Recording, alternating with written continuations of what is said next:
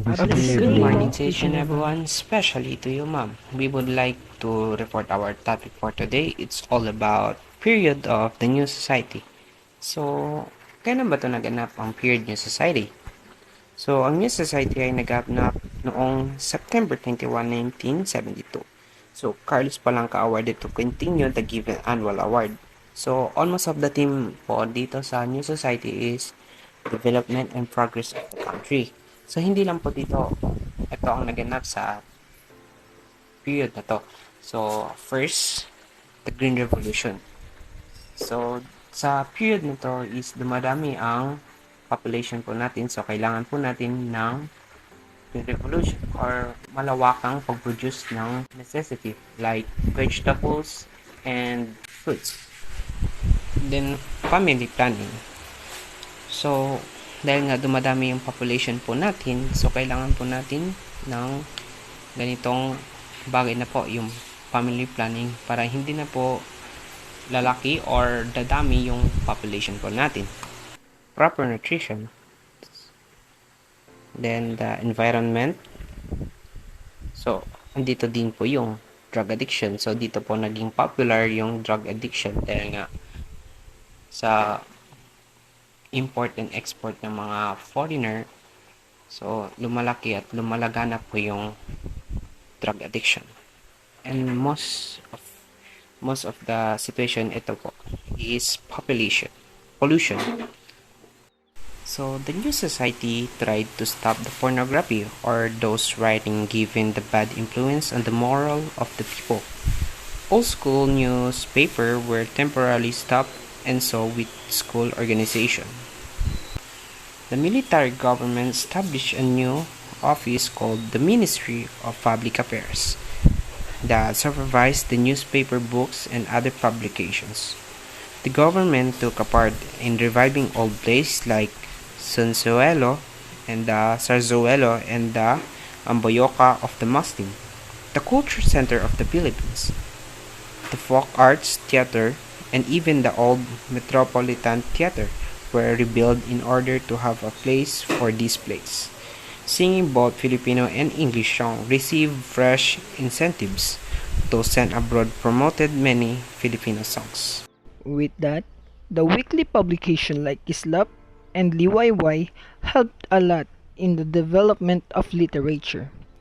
These became outlets for our writers to publish many of their works. Filipino poetry during the period of the New Society, themes of most poems deals with patience, regard for native culture, customs, and the beauties of the nature. Many more composers added their beat during this period. Among them were Freddie Aguilar, Jose Marichan, and the group Tito V and Joey. Anak of Freddie Aguilar became an instant success. The plays under the New Society. The government led in reviewing old plays and dramas like the Tagalog Zarzuela, Senaculo, and the Emboyoca of the Muslim, which were presented in rebuilt Metropolitan Theater, the Folk Arts Theater, and the Cultural Center of the Philippines. Here's the example of plays under the New Society: Gulong ng Palad, Flor de Luna, Annalisa, Superman, and Tarzan. Gulong ng Palad is a Philippine radio drama series which first aired by DZRH and soap opera hit from 1977 up to 1985. Originally aired by BBC2, then formerly CT2 television from 1977 to 1979, and reverted in 1983 until 1985 and RPN from 1979 to 1983. The genre of this play is drama. Next is Flor de Luna. Flor de Luna, it tells the story of the title character, an 11-year-old girl, and her efforts in bringing her family together against all odds. The genre of this play is drama and romance. Third is Annalisa.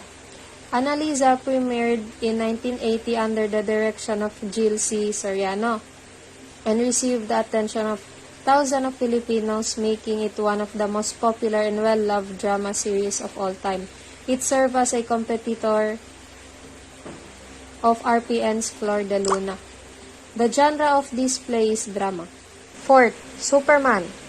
An orphan boy is granted superpowers after praying to the god Hanuman. 2 decades on, he begins using these powers to save lives, defeat villains, and seek his parents' murderers. In his everyday life, he must navigate the water of romance, family tensions, in a liberated society. The genre of this play are action, science fiction, children's film, superhero, and adventure. Lastly, Tarzan. Tarzan is a Ape Man in 1981 American adventure film directed by John Derek and starring Bo Derek, Miles O'Keefe, Richard Harris, and John Philip Law. The screenplay by Tom Rowe and Gary Goddard is loosely based on 1912 novel Tarzan of the Apes by Edgar Rice Burroughs, but from the point of view of Jane Parker. The genre of this play is adventure and drama. Many schools and organizations also presented varied plays. The Mindanao State University presented a plays, Sining Emboyoka at the Cultural Center of the Philippines. In 1997, The Tales of Manuvu and the New Style of Rock of the Ballet Opera was performed by Celeste P. Legaspi, Lea Navarro, Haji Alejandro, Boy Camara, Anthony Castelio, Ray Dizon, and choreographed by Ali Reyes. Even the president's daughter at the time participated as performing artist in the principal role of Santa Juana of Coral in the Diary of Anne Frank. The following organization contributed a lot to the development of the plays during this period. First is the PETA of Cecil, Goydot and Lino Broca. Second, Repertory Philippines of Rebecca Cadines and Zenaida Amador. Third is UP Repertory of the Ben Cervantes. Fourth is Teatri Filipino by Rolando Tinio. Radio and televisions. Radio continued to be patronized during this period. The play series like Simatar, Dahlia, Ito and Palad Ko, and Mr. Lonely were the forms of recreation of those without television. Even the new songs were first heard over the airwaves. However, many performing artists in radio moved over to television because of higher pay. Among these were Augusta Victa, Jene Palomi, Meli Tagasa, Lino Posing, and Esther Chavez. Popular television plays were Gulong ng Palad, Flor de Luna, and Annalisa. Superman and Tarzan were also popular with youth. Filipino Films, a yearly pista ng mga pelikulang Yearly Filipino Film Festival was held during this time. During the festival, which lasts usually for a month, only Filipino films were shown in all theaters in Metro Manila. Prizes and trophies were awarded at the end of the in-roll performance. New kinds of film without sex or romance started to be made, but which were nevertheless well received by the public. Among these were Maynila sa mga kuko ng liwanag, written by Edgardo Reyes and filmed under the direction of Lino Broca. Bembol Roseo was the lead role.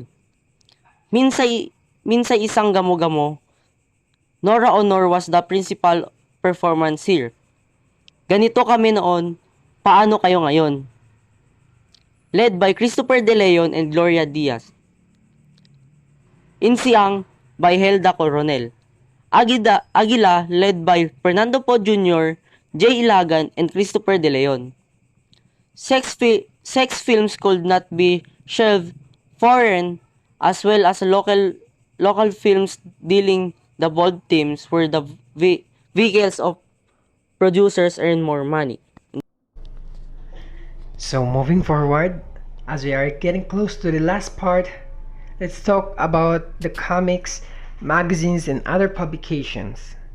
During this period, news on economic progress, discipline, culture, tourism, and the like were favored more than the sensationalized reporting of killings, rape, and robberies.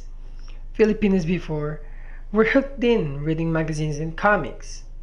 So during this time, there are lots of people who are interested in reading different kinds of articles, different kinds of magazines too, and also viewing newspapers or mga dyaryo. So, medyo hindi pa uso this time yung pagiging marites or yung pakikibalita sa mga kapitbahay natin. So much with that, we have here these leading papers during this period.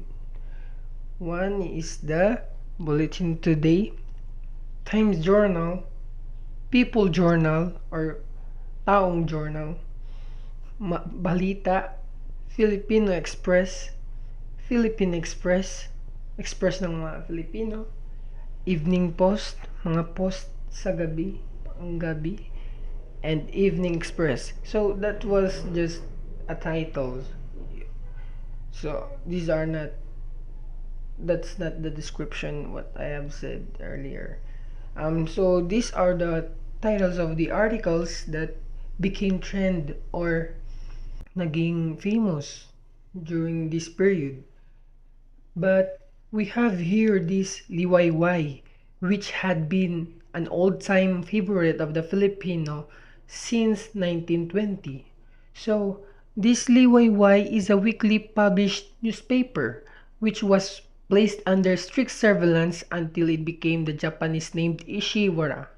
So, kung tatanungin niyo kung ano yung liwayway, siya isa yung magazine na nanggaling sa Japanese na tao na pangalan ay Kanji Ishiwara. So there were that Ishiwara word gets from. So other magazines were Kislap, Bulaklak or Flowers, Extra Hot, and Jingle Sensation. Moving on,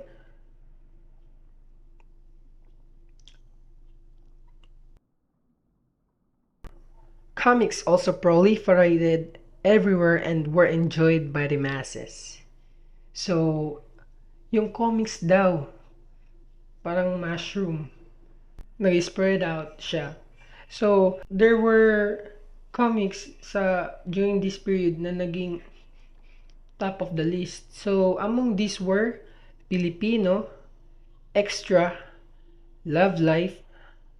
So mga walang love life dyan, dito pa sa atin, Hiwaga, Classic, and Especial. So these are those comics that top up during this period. So that would be the end of my report and would also be the end of our presentation. So I hope you find it fine and stay safe, everyone. That would be all from the period of the new society. Thank you and God bless.